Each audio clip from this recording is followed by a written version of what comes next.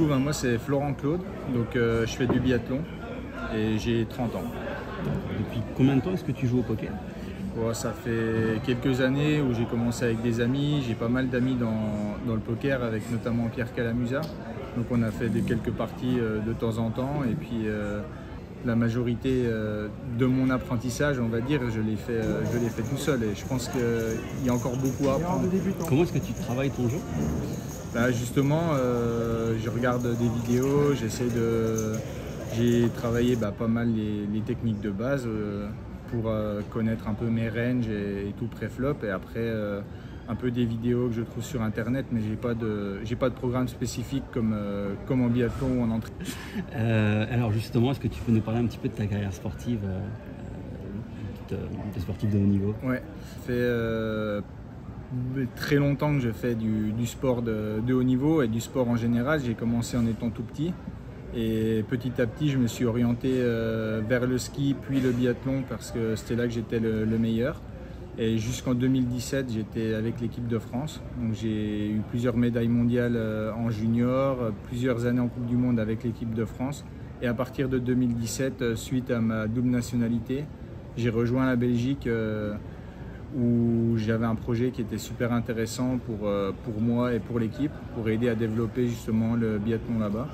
Donc depuis 2017, je suis sous les couleurs de la Belgique. Et ça se passe plutôt très bien parce que je fais mes meilleurs résultats avec, je suis super épanoui dans ce que je fais. Et j'ai fait deux Olympiades, les Jeux Olympiques de Pyeongchang en 2018 et Pékin en 2022. Malheureusement pour le moment, il n'y a pas eu de grosse perf.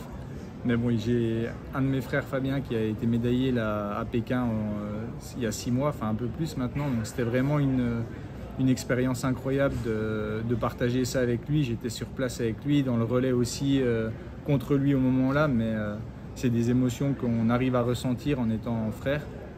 Et voilà, j'ai 30 ans, mais je suis encore sur la progression, donc j'espère continuer encore au moins 4 ans. Et c'est quoi, tu as des objectifs?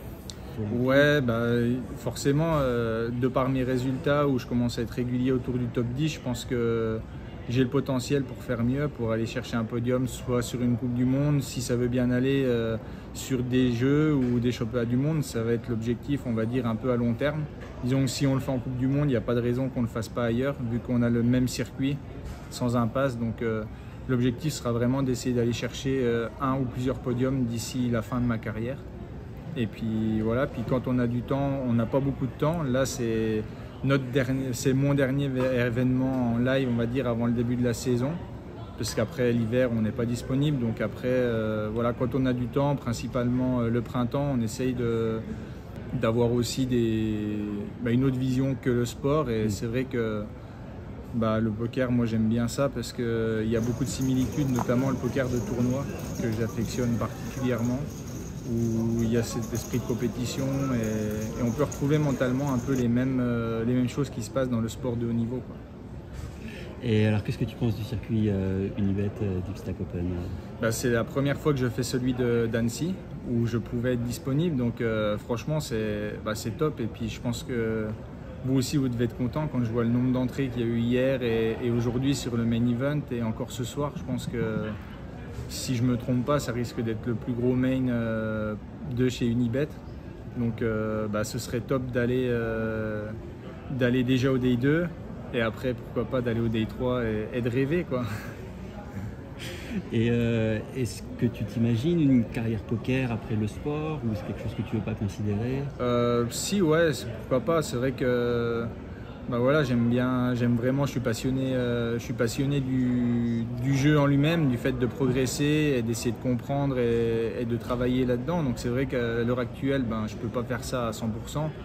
Je ne considère pas du tout ça comme mon job actuellement, mais à voir éventuellement plus tard comment je me débrouille, s'il y a les résultats qui suivent, si j'arrive à trouver quelque chose aussi. Donc, mais ça peut être une possibilité. En tout cas, c'est pas parti pour arrêter, quoi. J'aime trop le côté tournoi et le fait de continuer à progresser pour la compétition et tous les aspects que ça a autour, les aspects mentaux qui sont hyper importants. C'est génial.